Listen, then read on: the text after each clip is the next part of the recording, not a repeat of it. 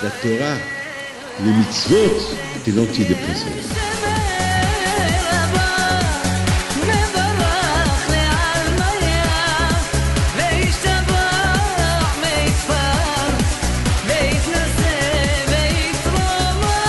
Avec les Hachem, cette semaine, nous allons faire la Be'ezat Hashem. On se prépare pour la Hilula de Rabbi Haim Pinto Alav Shalom. Et comme vous savez que la Hilula d'un tzaddik, elle se fait dans la joie, parce que dans notre monde, il y a une joie qui se fait aussi par rapport à l'effet que le tzaddik il a fait dans ce monde. Lorsque dans notre monde on voit comment les gens ici dans ce monde ils font la hilula du tzaddik et que on sait très bien que on apprend à servir Dieu à travers le tzaddik. On voit comment le tzaddik était proche de Dieu et on voit comment Dieu écoutait ses prières et on voit comment le tzaddik il a vécu dans ce monde. Donc ça laisse un effet sur la personne. Donc dans l'autre monde, les tzaddikim dans l'autre monde, ils se réjouissent de la joie que le tzaddik a laissé dans ce monde-là.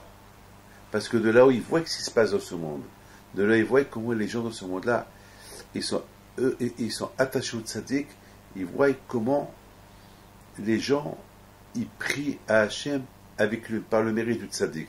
Donc ça veut dire que les gens dans ce monde-là, ils se rapprochent à Hachem par rapport au tzaddik. Donc, dans ce monde, il y a une hilula, donc automatiquement dans notre monde aussi, il y a une hilula qui se fait. La paracha de la hilula de Rabbi Haim Pinto, c'est la paracha de Kitabo. Cette belle paracha-là de Kitabo, c'est en même temps Hachem, il dit à Moshe Rabbeinu, Kitabo er haaretz.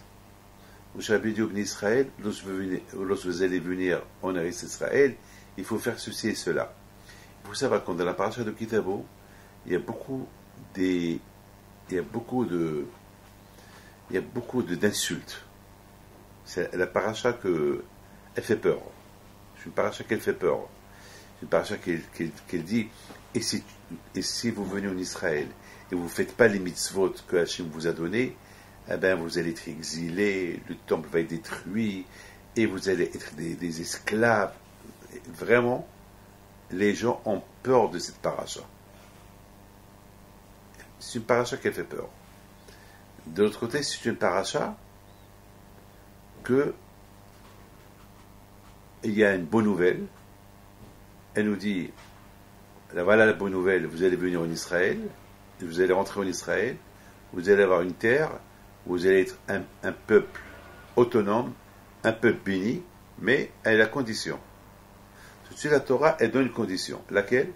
Si vous respectez la Torah, voilà le bonheur. Sinon, alors la Torah dit, vous allez être exilés, et vraiment, c'est la catastrophe. Les gens, en général, ils aiment que des bonnes nouvelles. Ils n'aiment pas des insultes, ils n'aiment pas des... C'est une paracha qui fait un peu peur. Alors cette paracha, elle tombe à la Hilula de Rabbi Haim Pinto. Alors d'un côté, on est super content à la Hilula. Voilà, on est là. Et de l'autre côté, il y a cette paracha qu'on est en train de lire, qu'elle fait peur. Alors, c'est une contradiction. D'un côté, on se trouve au Maroc, à côté du tzaddik, dans la joie, et de l'autre côté, voilà, on lit cette paracha. Alors quelque part, dans la joie et le Shabbat, ça ne fait pas un effet secondaire. Ça fait, personnellement, ça fait aucun effet. Pourquoi? Parce qu'on est déjà dans la joie. C'est comme par exemple quelqu'un qui est dans la lumière et il y a une ampoule qui s'éteint, ça ne se remarque pas. Là aussi, on est avec le tzaddik, on est dans la joie et on lit la paracha de Kitabo, il y a beaucoup des insultes, etc., mais ça ne fait pas un grand effet. Et tout ça pourquoi? Grâce aux tzaddik. Je vais m'expliquer. Il faut savoir une chose, que les tzaddikim, ou bien, parlant le peuple juif, lorsque les Bnei Israël respectent la Torah, et respectent les mitzvot que Hachem nous a donnés, a priori, on n'a pas de quoi avoir peur. A priori. Il n'y a pas de quoi avoir peur. Parce que la Torah, elle te protège. On est croyant.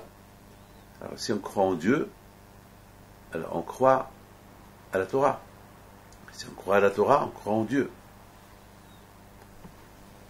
Cette semaine, j'étais dans un avion, et il y a un qui m'a reconnu, et soudainement, j'ai vu des dizaines et des dizaines de personnes que je ne connais même pas qui viennent me demander des brachot. Et je me suis posé. Et c'est des gens que je ne connais pas, qu'eux aussi ne me connaissent pas. C'est rien que par rapport au premier qui est venu et qui a dit qui j'étais. Du coup, chacun il a commencé à venir demander une bracha. Et ça m'a fait plaisir. J'ai dit, regarde, ces gens-là ne me connaissent pas, ils demandent des bénédictions. C'est-à-dire qu'ils ont l'aïmouna, ils ont la foi en Dieu. Ils ont la foi en Dieu. Et c'est des gens que, en les voyant dans la rue, on ne croit même pas que c'est des juifs. On ne croit même pas qu'ils sont croyants. Et voilà, on découvre quelque chose d'incroyable. Ça veut dire que l'effet de quelqu'un qui représente la Torah, ça peut influencer d'autres personnes. Alors je pense c'est de même. À la Hiloula du Tzaddik, lorsqu'on est à Essaouira, à la Hiloula de Rabbi Haim Pinto, le fait de la Kedusha de Rabbi Haim Pinto, ça laisse un effet d'influence, de sainteté du Tzaddik à tout le public qui est présent, à tel point que nous ne sentons pas les malédictions que c'est écrit dans la Torah. Et si on ne respecte pas les mitzvot, c'est ce qui va nous arriver. Pourquoi? Puisqu'on est chez le tzaddik, et le tzaddik il a toujours respecté les mitzvot, donc les insultes ne le concernent pas. Pas ces insultes les concernent uniquement ceux qui ne respectent pas la Torah. Ceux qui respectent la Torah, toutes ces malédictions-là, ça ne fait aucun effet pour eux, ça ne les concerne pas. Donc, puisqu'on est avec le tzaddik, donc quelque part, on est sous le parapluie de l'influence du tzaddik. Donc, tous ces insultes-là, tous ces malédictions de la paracha de Kitabo, le jour du Shabbat, de la Hiloula de Rabbi Haim, ça laisse pas un effet de peur ou un effet secondaire sur nous. Au contraire, on dit nous, ça ne nous concerne pas tout ça parce que nous, on est dans le bon chemin puisqu'on est là. Le problème, il est, une fois qu'on a quitté le tzaddik, une fois qu'on est venu chez nous, une fois que chacun est rentré chez lui. Donc là, il y a un autre effet qui est super. On approche Rosh Hashanah, puisqu'on est dans le mois d'Elul, et puis l'effet de Rosh Hashanah, il est aussi extraordinaire. Pourquoi? Parce que Rosh Hashanah, déjà, le mois de Elul, c'est la préparation de Rosh Hashanah. Et puis, donc, c'est super comme l'effet du tzaddik d'un côté, l'effet du mois d'Elul et de Rosh Hashanah de l'autre côté. Donc, ça peut nous renforcer bien à accélérer notre attachement à Kadosh Baruch Hu. Donc, la Hiloula de Rabbi Haim Pinto au Maroc, avec Rosh Hashanah, ça tombe très très bien. Parce que ça, la Hiloula, la sainteté du tzaddik, chez lui, pendant le mois d'Elul, ça fait un grand effet pour nous préparer davantage, parce qu'on quitte Essaouira avec cette motivation de joie, motivation d'être attaché à Kadosh Baruch Hu par le mérite du tzaddik, etc., etc. Donc, c'est un effet qui nous aide à approcher bien le jour du jugement qui est Rosh Hashanah, et il y a des fortes chances, si Dieu veut, qu'on va être inscrit dans le livre de la vie. Donc, d'un côté, la paracha de Kitabo, elle est une paracha qui fait peur, mais d'autre côté, la paracha de Kitabo, et à ne pas avoir peur si tu n'es pas concerné. L'homme, il est concerné à avoir peur uniquement s'il ne suit pas le chemin de Akadosh Baruch Hu. Mais si il suit le chemin de Akadosh Baruch Hu, il n'a pas de quoi avoir peur. Il ne peut que se réjouir que Baruch Hashem, il est dans le chemin de Akadosh Baruch Hu. Il peut être heureux. Il n'est pas concerné, Pémet. Mais le problème, il est le suivant. Le fait qu'on est aujourd'hui en exil, on n'a pas le Beth Amikdash. Donc ça veut dire qu'on a vu que les malédictions, ils se sont accomplis. Donc on risque de dire, ouais, bon, ces malédictions-là que la Torah a écrites dans la Torah, ils se sont réalisés. La preuve, on est en exil. Ouais. Tout ce que Hachem a dit, Kitabo, tu viens, voilà, je vous donne Israël, vous allez rentrer en Israël. Mais si vous ne suivez pas le chemin d'Hachem, vous allez être exilé d'Israël, et voilà les coups, et la Shoah, et une autre Shoah, et encore pas, et la peur, etc., etc. C'est vrai. Mais voilà. Et malheureusement, on est dans l'exil. Donc ça veut dire que c'est. Alors, donc ça veut dire que. C'est-à-dire que tant qu'on est en exil, donc il y a le risque que Dieu préserve, que les malédictions y continuent. Mais Baruch Hashem, il y a la Teshuvah. La Teshuvah, elle fait un stop. La Teshuvah, elle fait un stop. Comme par exemple, vous voyez une route, que tu peux courir. Mais de loin, vous voyez un feu rouge. Donc le feu rouge, même que tu cours, il t'oblige à s'arrêter. Là aussi. Il y a la Teshuvah, elle t'aide à ralentir, vous savez, elle t'aide à ralentir ta course vers le mal et t'arrêter. Atzor, arrête. Le mot Teshuvah, ça veut dire retour. Ça veut dire, tu arrêtes ta course, tu retournes à ta source. Alors, même qu'on est en exil, et même qu'on a vu que toutes les bénédictions que la Torah a écrites, ils se sont réalisées et ils se sont passés. Donc, on peut dire, ils vont plus se reproduire, ils vont plus repasser quand, si on fait une Teshuvah. Donc, le mois des Louls, c'est le mois de la Teshuvah. C'est le mois, et lorsqu'on fait une bonne Teshuvah, alors, toutes ces malédictions qui sont écrites dans la Torah, ils sont caduques. Ils n'ont aucun effet. Il n'y a aucun effet. C'est vrai, on est en exil, on attend Mashiach, mais il n'y a pas de quoi avoir peur. Et d'ailleurs, on a vu que les plus grands tzadikim du monde, on les a eus pendant l'exil. On a eu Rabbi Shimon Bar Yochai, Rabbi Akiva, Rabbi Haim Pinto, et plein de tzadikim en Algérie, en Tunisie, en Maroc, en Rabbi Haim Taiblo, mais en Russie, en Pologne, en Israël, en Irak, en Égypte, le Rambam, en Iran, partout. On a eu des grands tzadikim. Tout le temps, et pendant l'exil, depuis on s'est exilé de la terre d'Israël par les Romains depuis maintenant 2000 ans, un peu plus de 2000 ans, Baruch Hashem, on a eu des bons moments, on a eu des mauvais moments, c'est vrai. On a eu beaucoup des bons et des mauvais moments. Mais Baruch Hashem, et surtout aujourd'hui aussi, à notre époque, grâce à Dieu, on traverse des bons moments. Il y a la Torah en expansion dans le monde entier. Jamais dans le monde, on a vu comment ça s'appelle, on a vu la Torah respectée comme à notre époque. C'est inimaginable. Que ce soit, d'ailleurs, j'ai vu, même qu'il y a eu des changements en Tunisie, il y a l'année dernière, le printemps arabe, il y a le nouveau président tunisien, il est parti visiter la communauté juive de Djerba, il a visité la synagogue de Djerba, et au Maroc c'est de même, et grâce à Dieu, c'est Baruch Hashem. Donc, même en Iran, que ça va mal, la communauté juive iranienne, les synagogues là-bas, ils sont pleines, ils sont en pleine liberté à exercer leur religion. Baruch Hashem, là où vous allez aujourd'hui, celui qui veut suivre la Torah, il peut. En Europe, jamais on a vu, depuis la disparition du communisme en Russie, en Ukraine, en Pologne, et les yeshivot, même en Allemagne, et les yeshivot, il y a des nouvelles yeshivot, des synagogues. Moi-même, j'ai construit 2 mikvés en Russie, et je ne sais pas où je les ai construits, mais j'ai aidé pour les construire.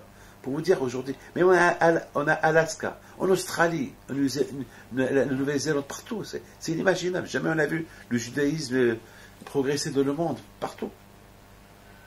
Ça prouve que on vit un monde que, Baruch Hashem, si tu cherches à respecter la Torah et Akadosh Baruch Hu, Akadosh Baruch Hu, il t'aide. À Essaouira, on a construit un mikvé. Allez-y voir en Russie, dans tous les pays communistes, de l'époque où on ne pouvait même pas faire la religion aujourd'hui, tout est ouvert. Tout est ouvert. Les synagogues, les écoles. Grâce à Dieu, c'est inimaginable. Bon, Hachem, aujourd'hui, on est en plein. C'est une génération, je peux vous dire, c'est une génération qu'il n'y a pas d'obstacle. Même en Chine, à Shanghai, à Pékin, partout, la Chine communiste, que jamais on pouvait parler religion à l'époque, aujourd'hui, il y a des mikvaot. Moi-même, l'année dernière, j'ai offert un Sefer Torah à la communauté juive de Shanghai. C'est inimaginable. Et je me balade en Russie, en Chine avec mon chapeau, ma barbe, et les gens me respectent. Voilà, ce dimanche-là, c'est la première fois dans ma vie que je vais aller en Russie pour aller pèleriner de Tzadikim. Comment on pouvait imaginer? Et regardez ce qui se passe aujourd'hui en Ukraine, avec Aouman, Arab Ahmed Brislev, que des milliers de personnes qui vont là-bas passer Shavuot, et Rosh Hashanah, etc., etc. C'est de la folie. C'est-à-dire que tu vois que d'un côté, la Torah, elle te dit, et en exil, si vous ne respectez pas les mitzvot, voilà ce que vous allez être jeté de votre terre. Voilà, malheureusement, les malédictions, ils se sont réalisées. On a été exilés de notre terre, et le Beit HaMikdash a été détruit, on est partout. Et Baruch Hashem, on voit que ces malédictions, ils ne font aucun effet. Pourquoi? Parce que lorsque tu respectes la Torah, là où tu es protégé. Et aujourd'hui, la Torah est de partout, grâce à Dieu. Donc on est convaincu que la Torah, elle protège. C'est pas convaincu, c'est vraiment, c'est une certitude. Il n'y a pas. Ah, maintenant, ce que je voulais dire, c'est que il y a quelque chose que il y a deux parachutes qui sont, la parachute de la semaine dernière qui s'appelle Kititzel HaMilchama. La parachute de cette semaine, c'est la parachute de Kitabo. Alors, moi toujours, Kititzel, c'est-à-dire tu sors faire la guerre contre ton ennemi. Alors quand je vois où il t'aide, nous ça, j'ai dit c'est qui ton ennemi? C'est ton ennemi, c'est pas un être humain. La Torah dit que ton vrai ennemi, c'est le Tzahara.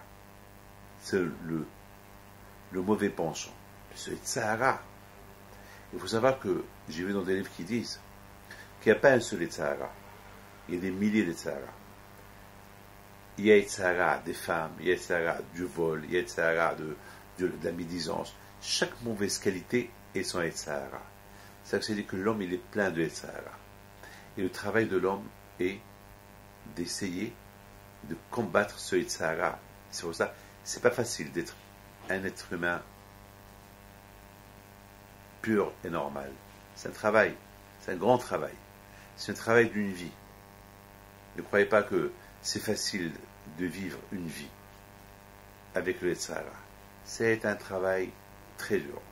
C'est un combat. C'est pour ça que les tzadikim, dans l'autre monde, lorsqu'on leur fait la Iloula, dans l'autre monde, on leur fait une grande Iloula, parce que ces tzadikim, toute la vie, ils ont combattu ce Yitzhara. Toutes sortes de Yitzhara, ils ont combattu. Parce que pour être un tzadik, il faut combattre tout Yitzhara. Il faut avoir la maîtrise de toutes les mauvaises qualités dans tes mains. C'est pas facile, hein. Donc, nous, on apprend d'eux. Le fait que nous, c'est pour ça qu'on dit que les tzadikim, même après leur mort, ils sont des vivants. Pourquoi on appelle les tzadikim après leur mort des vivants? Vous savez pourquoi? Parce que, alors la question est, mais ils sont morts. Comment tu peux appeler un mort vivant? Eh bien, le fait que nous, on apprend d'eux, alors on les fait vivre. Le fait que nous, on apprend de leur qualité, donc on les fait vivre. Ça veut dire qu'on ne peut pas apprendre d'un mort. Un mort, il est mort, mais ses qualités, ils sont vivants. Puis ces qualités, ils sont vivants, puisque tu suis ses qualités, tu apprends de ses qualités, et tu es impressionné par l'effet de sa vie, comment il a vécu avec le bon Dieu, comment il a servi le bon Dieu. Donc ça t'aide donc tu le fais vivre. À tel point que le Hakam lui dit que celui qui mentionne une parole qu'un tzaddik il a écrit dans sa vie, ses lèvres dans le tombeau ils bougent. Ça veut dire que si tu racontes l'histoire de Rabbi Pinto, les lèvres du tzaddik dans son tombeau ça veut dire que tu le fais vivre à travers ce que tu es en train de faire, ce que lui il a fait, parce que tu as appris de lui. On le fait vivre. Alors maintenant il y a de quoi je parlais.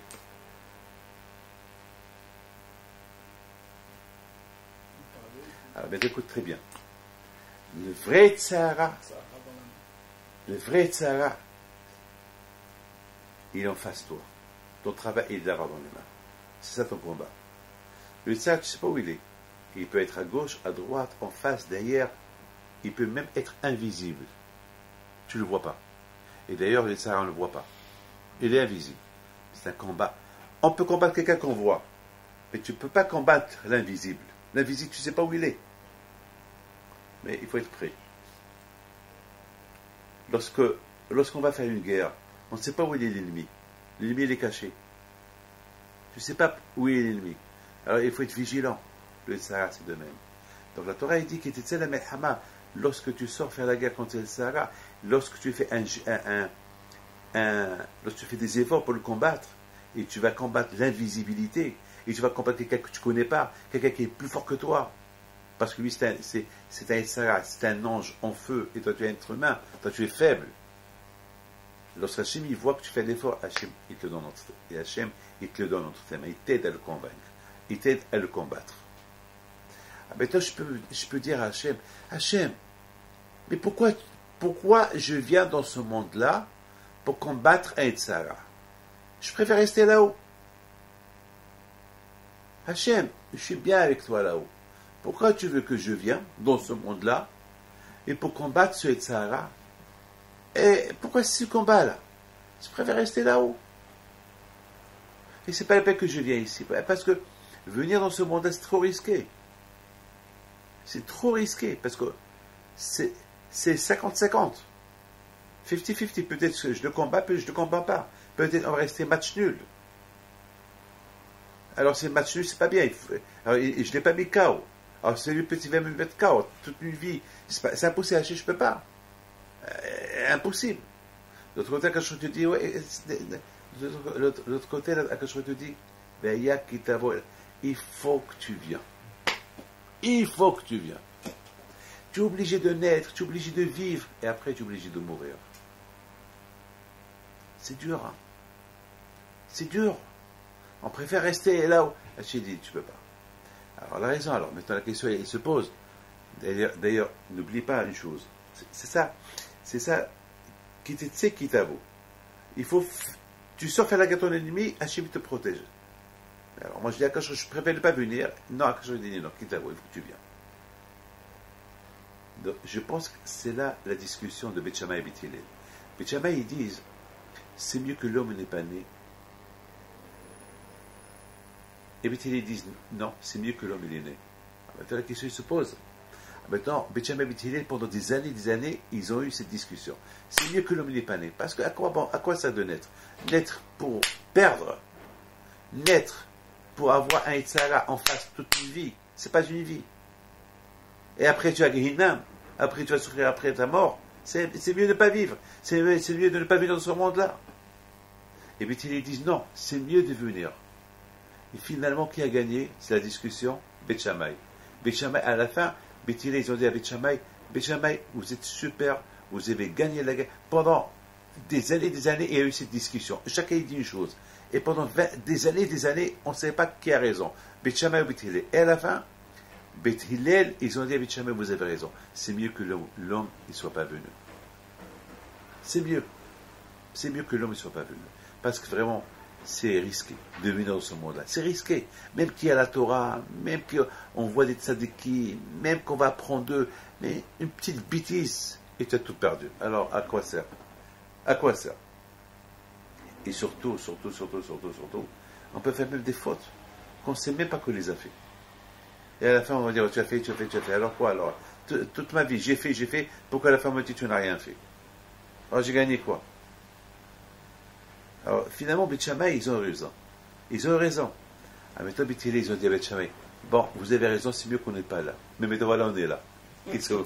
Voilà, maintenant, on a fait une discussion. Qui a raison? Est-ce que c'est mieux qu'on est là ou on n'est pas là? Vous avez dit, c'est mieux qu'on n'est pas là. Et moi, nous, on a dit, c'est mieux qu'on est là. Bon, maintenant, vous avez raison, c'est mieux qu'on n'était pas là. Mais maintenant, voilà, on est là. Tachlis, voilà, maintenant, on est là. Alors, ils ont dit, maintenant, c'est une autre discussion. Maintenant qu'on est là, eh ben, il faut faire des efforts. Voilà. Maintenant, il faut faire des efforts. Maintenant, je pense que c'est ça la parche de Kitetse et Kitabo. Kitetse, c'est mieux qu'on n'est pas là. Parce qu'une guerre avec le Sahara toute une vie. Et à quoi? À la fin, on gagne quoi? On gagne quoi? On va gagner. Et peut-être que j'ai pas gagné. La chimie te dit, Kitabo, il faut que tu viennes. C'est mieux que tu es là. Alors, il y a Kitetse, c'est-à-dire, il faut faire une guerre. Alors, elle a fait, je gagne quoi? Je gagne quoi? Et peut-être, même si Hachem est milieu d'entre mes mains le Sahara, mais après, peut-être je vais faire une bêtise, je vais le perdre. Peut-être je vais vers Aïta. Peut-être une seule vision malsaine que j'ai vue, j'ai tout perdu. Alors, à quoi ça sert? Quand je dit non, tu es obligé d'être là. Et fais attention. Il faut être là. Ah, maintenant, il faut savoir une chose.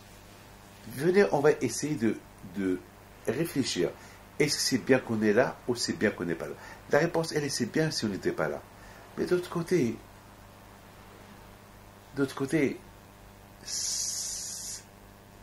c'est beau le risque d'être là, même que on risque de perdre, parce que au moins il y a un but. Vous savez, maintenant on prend l'exemple d'un riche et d'un pauvre. C'est mieux d'être chacun. Si on demande à quelqu'un qu'est-ce que tu préfères, être riche ou pauvre, il va te dire je préfère être riche. Tout le monde va te dire être riche et riche, tout le monde. Mais si on calcule, on voit un peu plus clair, on voit que les gens les plus heureux, c'est les pauvres. Le riche, il a tout, il est malheureux. Donc c'est mieux qu'il n'est pas riche. Mais non, on veut être riche, mais c'est mieux qu'il n'est pas riche. Mais non, mais on voit que le pauvre, il est mieux, parce qu'il est heureux. Il n'a pas de pauvre, il n'a pas de problème. Il sait qu'il est pauvre, il est content. Mais d'autre côté, quoi? Le côté dit non, c'est mieux qu'on est riche, mais on est malheureux lorsqu'on est riche. Vous voyez? Ça vaut la peine le risque. Même qu'on est malheureux, qu'on est riche, mais on veut être riche. Alors c'est ça. Même que c'est bien qu'on n'est pas là, même si c'est bien qu'on n'aurait pas été né, mais d'un côté, il y a quelque chose qui dit c'est bien. Parce qu'il y a le risque. Et au moins tu as un tachlis, au moins tu as un but. Le pauvre, il n'a pas de but. Tu restes dans l'autre monde. Et tu n'es pas né. Alors tu es un pauvre. Tu n'as pas été Sarah. Tu es considéré comme un pauvre. Mais c'est bien d'être riche et d'affronter. Et tu vas souffrir parce que tu es riche, parce que tu vas avoir des hauts et des bas, mais ça vaut la peine de rire. Parce qu'il se peut que jamais tu deviendras pauvre. C'est un combat toute une vie, mais tu es riche. Donc c'est bien. A priori, c'est mieux qu'on n'est pas là, qu'on soit là. Mais ça vaut la peine. Mais puisque on est là et on est riche, alors ça vaut la peine d'être riche et combattre pour rester riche. Donc finalement, c'est mieux d'être là. Parce que là, tu es pauvre. D'autres mondes, c'est ça ce que je aurais dit. Que je aurais dit, sors et fais la guerre contre les Sahara. C'est dur, tu vas gagner. Si tu fais un effort, tu vas gagner. Alors moi je dis à Hachem, je préfère le Midopchach et le Meokza. C'est comme par exemple l'abeille qui m'apporte du miel et me pique. Alors je dis à l'abeille, hey abeille, prends ton miel et ne me pique pas. Je ne veux pas ton miel et ne me pique pas. À quoi ça? Tu me donnes ton miel et tu me piques. Je préfère, on peut dire à Hachem, hey, c'est mieux qu'on reste avec toi et pauvre là-bas, là-haut, on n'a pas d'être Sahara, que d'être dans ce monde-là, et on va se faire piquer par les Tsara tout le temps. Mais d'autres que j'aurais te dit non, tu es obligé de venir. C'est vrai qu'il y a le miel et tu vas être piqué, mais ça vaut la peine. Parce que le miel, il va te faire guérir. Il va te faire guérir de la piqûre de l'abeille. La piqûre, tu vas l'oublier, mais le miel, il reste. C'est un travail qu'il faut faire. Donc, Hachem, c'est Hachem, il nous a mis dans ce monde avec le Sahara, c'est pour le bien. C'est là où on gagne quelque chose. Il y a gagné, il y a gagné. Il y a gagné. On progresse. Hein? On progresse. Il y a quelque chose à gagner. Maintenant, on voit les tzadikim. On voit les vrais tzadikim. on voit par exemple Moshe Rabbeinu. Regardez, je vous apporte une preuve extraordinaire. Que d'un côté on dit, il y a une discussion entre Beth Shammai et Beth Hillel, d'un côté on dit c'est mieux de ne pas vivre, de ne pas venir dans ce monde-là que de venir. Parce que venir dans ce monde-là c'est risqué. Parce qu'on peut fauter. On voit que David Ameller, lorsque Hachem lui a dit que tu vas mourir et qu'il va quitter ce monde, alors qu'est-ce qu'a fait David Ameller? Il a tout fait pour. Il a commencé à étudier la Torah pour ne pas qu'il meure. Parce qu'il sait que pendant qu'il étudie la Torah, le Malach HaMavet, tu ne peux pas le toucher. Ça veut dire qu'on voit que David Ameller, il voulait vivre. On voit que Moshe Rabbeinu, il avait 120 ans, il a prié 515 prières pour qu'il vive encore plus. Donc d'un côté on dit, c'est mieux qu'on n'ait pas vu dans ce monde-là que de venir, et de l'autre côté on voit les tzadikim, ils ne veulent pas mourir. Le Hamoud Kayahia va s'appeler, les tzadikim, ils ne veulent pas mourir. Alors comment on explique ça? D'un côté on nous dit, c'est mieux qu'on n'ait pas venu que de venir, et de l'autre côté on voit qu'une fois qu'ils sont là, ils ne veulent plus le quitter. C'est ça le Kouah de la Torah. Avant qu'on vienne dans ce monde-là, la Neshama, elle a peur de venir. Parce qu'elle n'a pas été entraînée de mener une guerre contre les Tzara. Mais une fois que la Neshama, elle est obligée de venir, et elle est venue dans ce monde-là, elle a commencé à étudier la Torah, elle a commencé à combattre les Tzara, elle a aimé ce combat. Et tellement qu'elle a aimé ce combat qu'elle ne veut plus mourir. Et elle veut continuer à mener ce combat contre les Tzara. Donc on voit que les tzadikim ne veulent pas mourir. Avant qu'ils sauvent ce monde-là, ils ne veulent pas venir parce qu'ils ne savent pas, ils ne veulent pas le risque. Mais une fois qu'ils sont là, ils ont trouvé le goût. Ils ont trouvé le goût lorsqu'ils ont commencé à servir le bon Dieu dans des discussions, dans des circonstances dures, dans les épreuves, etc. Ils se sont habitués à tel point ils ne veulent plus mourir. Ils veulent rester vivants, continuer à combattre les Sahara. Ils ne veulent plus. Ils veulent plus, ils veulent continuer à combattre le Sahara. À tel point qu'ils disent, le Hamoud Kayahia, je ne veux pas mourir, je veux vivre et combattre, continuer à combattre. Et je vous donne un truc extraordinaire. Je me rappelle quand j'étais jeune, écoutez, ça vous fait rire.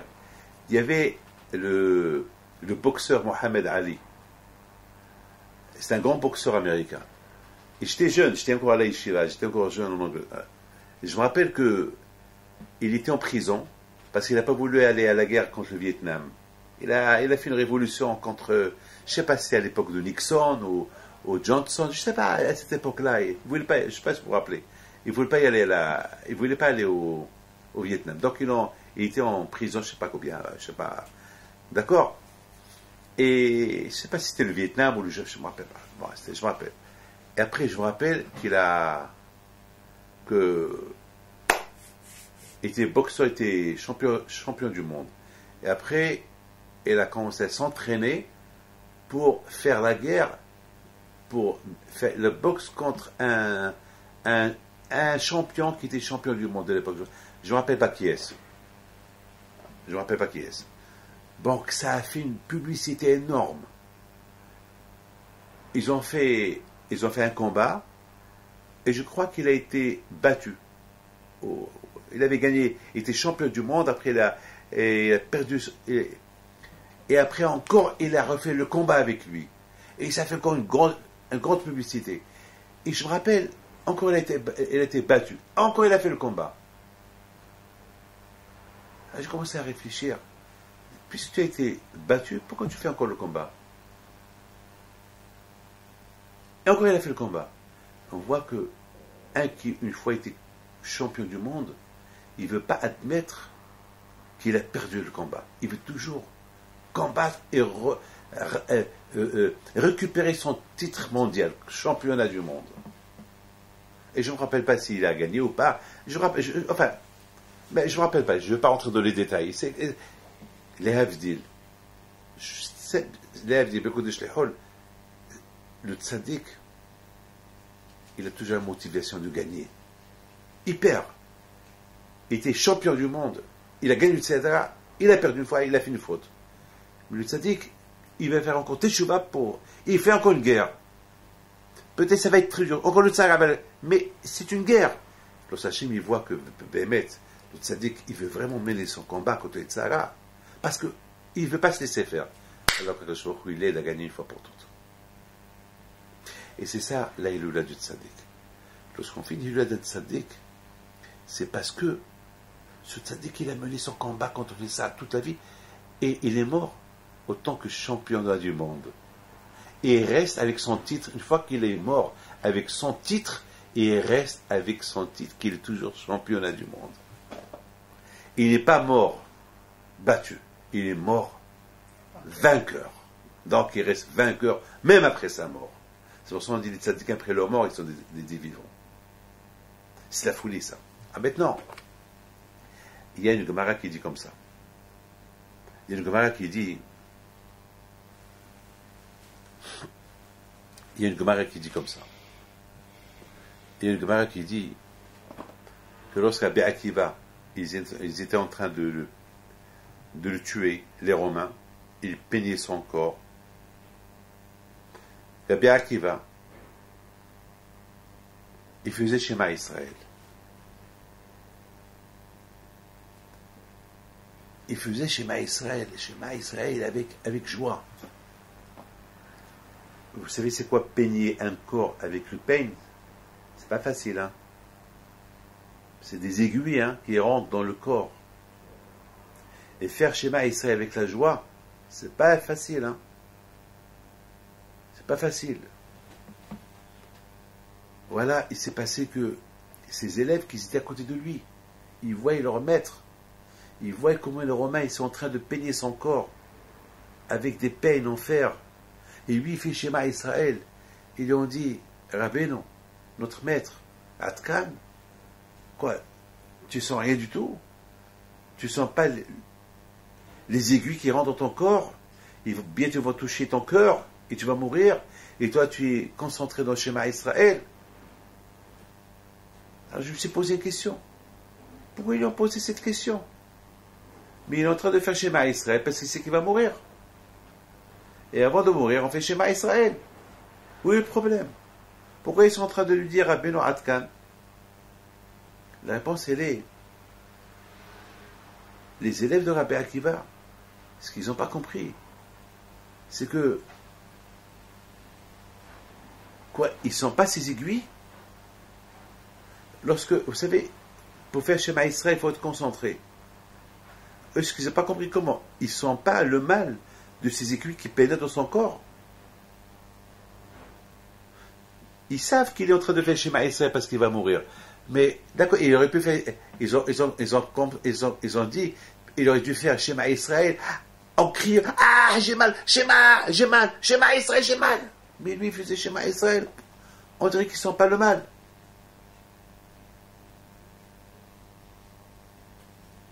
C'était ça leur question. Ça veut dire, c'est vrai, il est en train de faire Shema Israël parce qu'il va mourir. Et c'est normal, un homme qui sait qu'il va mourir, il fait Shema Israël. Mais eux, est-ce qu'ils n'ont pas compris? Mais d'accord, mais comment est-ce possible qu'ils peuvent faire Shema Israël de cette manière-là? On dirait qu'ils ne sont pas les pics. On dirait qu'ils ne sont pas les piqûres, rien du tout. C'est ça ce que eux ils n'ont pas compris. Ils n'ont pas compris ça. Il leur a dit, sachez une chose, que toute ma vie, lorsque je faisais Shema Israël, je l'ai fait de cette manière. Toute ma vie, j'ai fait Shema Israël d'une manière que j'étais déconnecté de ce monde-là. Parce que lorsqu'on fait Shema Israël, ça veut dire je t'adore Hachem. Alors, et ça, il faut savoir une chose. C'est dur d'aimer Hachem dans ce monde-là. Parce qu'il y a l'argent. Il y a le matériel. On a une femme, on a des enfants. On a tendance d'aimer nos enfants plus que Hachem. On a tendance d'aimer l'argent plus que Hachem. Parce qu'on vit dans le matériel. On vit dans la famille. Il y a des obstacles qui vont être entre toi et Dieu. Par exemple, si j'ai un mur en face de moi, je ne vois pas ce qui se passe de l'autre côté. Alors, imaginez-vous, de l'autre côté, tu as des milliards par terre, des centaines de milliards par terre, mais il y a un mur. Tu vois les milliards, de l'autre côté, tu ne les vois pas, parce qu'il y a le mur. Donc là aussi, on vit dans un monde où il y a un mur entre nous et Dieu. Il faut savoir casser ce mur-là. C'est dur. C'est très dur. Et Rabbi Akiva, il a dit à ses élèves, toute ma vie, j'ai servi le bon Dieu, mais j'avais des doutes. Et le fait que je vis dans ce monde-là matérialiste, j'avais toujours des doutes. Est-ce que vraiment j'ai servi le bon Dieu comme il fallait? Peut-être. Et je sais que j'ai servi le bon Dieu comme il fallait. Mais sachant que je vis dans un monde matérialiste, j'avais des doutes. Mais maintenant qu'ils sont en train de me déchirer mon corps, et je ne sens pas ces déchirures, et je me sens connecté à Hachem, ça prouve que pendant toute ma vie, que j'ai vécu dans un monde matérialiste, j'ai servi Hachem avec amour comme je suis en train de le servir maintenant. Parce que toute une vie dans ce monde-là, on est peigné avec des peines de fer du Yitzhara. Les épreuves de chaque jour avec le Yitzhara. Le problème est-ce qu'on les sent ou on ne les sent pas? Alors les tzadikim, il faut qu'ils arrivent à ne pas sentir ces peines de fer, ce mal qui fait le Yitzhara, et rester toujours connecté à Kadosh Baruch Hu pendant toute une vie. Rabbi Akiva, il nous a donné un enseignement, il nous a donné un secret, le vrai secret de servir à Kadosh Baruch Hu, sans qu'il y a ce mur qui te sépare de Kadosh Baruch Hu, lorsque tu es connecté à Hachem à travers le Shema Israël. Ça veut dire tout le temps tu vois Hachem en face de toi. Ce Shiviti Hachem Exditamid, cette idée-là, elle va t'aider à affronter tout. Sinon, c'est un problème. Alors maintenant, voilà, je suis en train de subir une belle expérience avec Akiva et Lordi. Ils sont en train de peigner mon corps et je suis connecté à Hachem à travers Shema Israël. Ça veut dire que pendant toute une vie, lorsqu'on fait Shema Israël comme il faut, et tu dis que je t'aime Hachem plus que l'argent et plus que mon corps, ça peut t'aider à affronter le Yitzhara. Donc voilà, si tu, par exemple, ce qui s'est passé à Toulouse. Et vous savez, malheureusement cette semaine, j'ai eu beaucoup de mauvaises nouvelles cette semaine. Beaucoup de mes amis jeunes, ils sont morts cette semaine. Beaucoup. Au Mexique, Moshe Azabad, à Lyon, Shlomo, Mouyal, des jeunes. Et beaucoup, je ne veux pas rentrer, je ne veux pas vous faire de la peine. Trop, je vous donne la parole d'honneur. Chaque jour, je pleure. Chaque jour, j'entends des mauvaises nouvelles. Et un enfant, le fils, je ne veux pas dire des noms, c'est trop ce que j'entends. C'est trop. Malheureusement, ces choses qu'on entend, ils nous donnent à réfléchir. C'est des mauvaises nouvelles qui nous donnent à réfléchir. Est-ce que c'est toujours, ce qui m'a choqué le plus, c'est il y a des gens qui vont dormir et ne se réveillent plus le matin, comme Moshe Azarbad du Mexique. En bonne santé, je le connais très bien, il m'aide toujours, je le vois toujours. Il est parti dormir avant-hier soir, vers 5 heures du matin, sa femme elle se lève, elle le voit mort. Il n'a rien. Il vient d'un repas avec son copain. Il était bien, souriant, rien, pas de problème, pas trop de cœur, rien du tout. Ça fait peur. Ça fait peur. Donc, tout ce qu'on entend, c'est... il y a des gens qui vont se révolter. Pourquoi le bon Dieu fait ça Mais il faut faire attention. Le bon Dieu, il ne fait pas ça pour rien. C'est vrai. C'est vrai, c'est des malheurs. Mais il ne faut pas que ces malheurs ils passent inaperçus. Il faut qu'on se réveille. Il faut qu'on dise, bon, ces malheurs-là, c'est pour les rapprocher à Hachem. Il faut faire attention. Il faut pas tomber dans le piège. Il faut pas tomber dans le piège. Chez Mishmor, vous savez, c'est des choses qui arrivent. De toute façon, il faut être vigilant. Il faut se réveiller. Akadosh Baruch Hu, l'Osiwa Akadosh Baruch Hu, qu'on est loin de lui, on se déconnecte de lui, Akadosh Baruch Hu. Il nous réveille. Il nous envoie des chocs. Pour qu'on serait, waouh, Le soir, on va dormir. Et attends, fais attention. Il se peut que tu ne vas pas te réveiller. Regarde sur mon chat Zarwad. Il ne s'est pas levé. Il n'avait rien du tout. Ça choque. Cette semaine, j'ai eu beaucoup de mal à vivre avec tout ce que j'entends. Baruch Hashem, heureusement qu'il y a la Torah nous fait un peu oublier les problèmes de chaque jour. La Torah, ben justement, c'est ce que Hashem il veut. Il veut qu'on s'attache davantage à la Torah. En 2 mots, il faut savoir que tu es obligé de venir dans ce monde-là. Et tu es obligé de faire la guerre contre les Sahara. C'est tout. Tu n'as pas le choix. Parce que là-bas, dans l'autre monde, tu perds ton temps. Pour en progresser, je m'explique. Écoute bien ce que je vais vous dire. Il y a le Gaon de Vilna, il dit comme ça. Il dit, pourquoi les malachim, ils stagnent. Les malachim, on les appelle amdim, ils sont debout. Mais les tzadikim, on les appelle mehalechim. On les appelle qui marchent. Pourquoi un tzadik, il marche, et pourquoi le malach, il stagne, il ne bouge pas. Vous savez, le malach, c'est un malach. Il dit, le Gaon de Vilna, un malach jamais progresse. Un malach, il n'a pas de tzara. Un ange, il vit dans le ciel, il voit Hachem tout le temps, il ne faute pas. Il n'a pas de tzara. L'homme, dans ce monde-là, il combat le tzara. Il le combat. C'est un combat. Une fois qu'il a gagné, il est mort. Oui ou pas? Maintenant, s'il est mort, il est enterré. C'est fini. Mais malgré qu'il est mort et enterré, on l'appelle « il marche ». Pourquoi? Pourquoi on l'appelle « il marche » Vous savez pourquoi? Parce que les gens dans ce monde-là, ils apprennent de lui. Et puisqu'ils apprennent de lui, donc il faut continuer à vivre. Donc, comme s'il vit, donc il continue à marcher. Donc c'est ça pourquoi Hachem, il veut, tant que les Neshamot, les âmes, ils ne sont pas venus de ce monde-là, ils stagnent, ils sont comme des malachim eux aussi.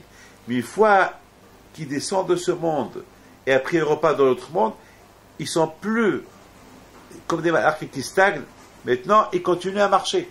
Et c'est ça ce que Hachem veut. Donc quelque part après, une fois que les tzadikim, ils ont vécu dans ce monde, au départ, ils ne veulent pas venir, ils préfèrent stagner, ils préfèrent avoir le titre d'un malach. Mais une fois qu'ils sont venus de ce monde-là, ils repartent dans l'autre monde, ils sont super contents. Parce qu'ils voient, même que dans l'autre monde, il n'y a pas les Sahara, mais ils se voient continuer à progresser. C'est comme par exemple, tu as 1000 euros, 1 million d'euros, et tu les as dans ta poche. Ce million d'euros-là, il stagne. Mais tu prends ce million d'euros-là, tu l'investis dans l'immobilier, ou tu l'investis dans une bourse que jamais elle tombe, ben ce million-là, il peut devenir un jour 100 millions, 200 millions, 300 millions, 400 millions. Il continue à progresser. Donc voilà. 1 million qui va devenir un jour, je ne sais pas, des milliards. Et je me rappelle, j'ai entendu une fois quelqu'un qui a hérité l'argent de ses parents, qu'il était dans la Shoah, qu'il est mort dans la Shoah, qu'il était en Suisse. Et les parents, ils ont mis, je sais pas combien. Aujourd'hui, il a trouvé 1000 fois plus. Après 70 ans. 1000 fois plus. Regardez les immeubles de Paris, de Champs-Élysées, qui ont été construits à l'époque de Napoléon. Ils coûtaient quelques centimes, quelques je sais pas quoi. Aujourd'hui, ils n'ont pas de prix. Ils n'ont pas de prix. Donc c'est ça, les Havdis, maintenant on comprend très bien, c'est 2 parachutes, il y a 2 parachutes. La parachute de sortir faire la guerre contre ton ennemi. Mais c'est dur, c'est un travail risqué. Je préfère ne pas risquer cette guerre avec le tsar, je préfère rester là-haut, ne pas venir. Hachem te dit, ok, tu es obligé de venir dans ce monde-là. Il dit Hachem, à la Neshama, tu es obligé, parce que tu vas gagner. Mais que je vais gagner, après, si je perds, je vais tout perdre. Je te dis, non, il ne faut pas perdre. Il y a la Torah. Mais il y a la Torah. Et on va dire Hachem, à quoi c'est après, je vais aller en exil. C'est pas grave. même en exil, tu peux être un tzaddik. Tu sais que Akadosh Baruch Hu, il fait à ce que la Neshama elle retourne en réincarnation chaque fois. Jusqu'à qu'elle répare tout, elle part propre. Le plus important, Hachem veut que tu mets ce combat. Un combat à ne pas perdre. Donc, je voudrais terminer avec une histoire sur Rabbi Haim Pinto alav shalom, puisqu'on est dans la Hiloula de Rabbi Haim Pinto, et on voit qu'on vient de dire que les tzadikim, on les appelle toujours des vivants, et c'est grâce aux tzadikim qu'on vit. Et eux, ils nous aident à progresser. L'une des histoires de Rabbi Haim Pinto, par son mérite, lorsque j'étais au Canada, j'ai rencontré quelqu'un. Et ce quelqu'un, il m'a raconté une belle histoire. Il m'a raconté que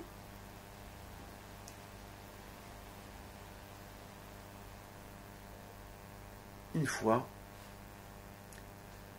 sa femme était en train d'accoucher. Elle avait des problèmes d'accouchement. À l'époque, il n'y avait pas ce qu'il y a aujourd'hui. À l'époque, il n'y avait pas d'hôpital, de clinique. À l'époque, les femmes, ils accouchaient à la maison. Et que Dieu préserve un petit problème, et ça pouvait être catastrophique et pour la femme et pour le bébé. Et la pauvre, elle criait de souffrance. Et voilà, il y a Rabbi Haim Pinto dans la rue, il marche. Et il s'arrête, il rentre dans la maison, et il monte l'étage où la femme était en train de crier de douleur. Il tape à la porte, et ça criait là-bas parce que c'est Rabbi Haim Pinto. Il leur dit, qu'est-ce qui se passe? Le policier dit, Rabbi, ma femme, elle est en train de mourir, elle est en train d'accoucher. Rabbi Haim Pinto lui dit, il enlève sa ceinture, lui dit, tiens, prends ma ceinture, mets-la sur son ventre, elle va accoucher. Le monsieur prend la ceinture de Rabbi Haim Pinto, c'est dehors, il la met sur le ventre il la donne à la sage-femme, parce que pour qu'il lui mette dans le ventre de sa femme, elle lui met, et pendant qu'il était, le bébé il est sorti.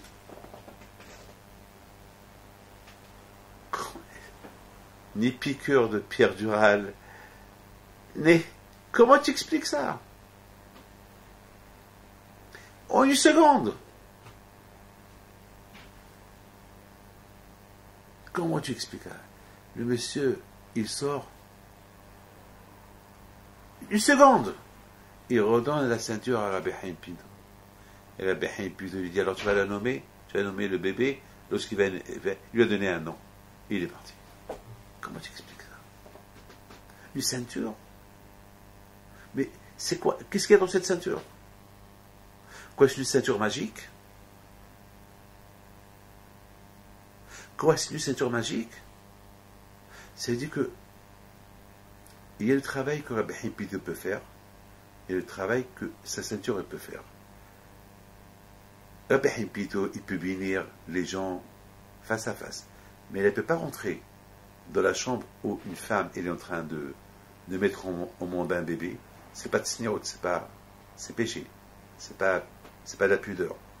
Donc ce que lui ne peut pas faire, sa ceinture elle peut le faire.